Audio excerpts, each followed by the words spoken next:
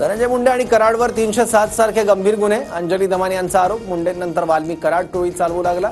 मुंडेंनी सहारोपी होणं गरजेचं. दमानी या मागणीवर ठाम.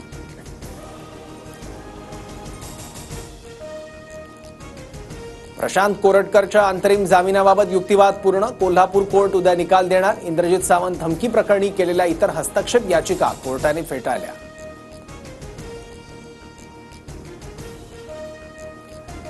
पुण्याच्या शास्त्रीनगरमधील अश्लील कृत्य प्रकरण. गौरव आहुजाला 14 दिवसांची न्यायालयीन कोठडी. गौरवची येरवाडा कारागृहात रवानगी होणार.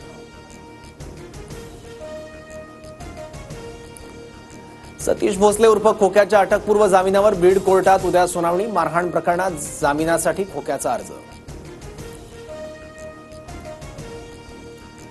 काहींना महाकुंभमधील गंगाजलने त्रास होतो, पण रात्री 7:30 नंतरच्या पाण्यानं त्रास होत नाही. नितेश राणेंचा नाव न घेता राज ठाकरेंवर निशाणा. राज ठाकरेंनी महाकुंभातील पाण्यावरून उडवली होती खिल्ली.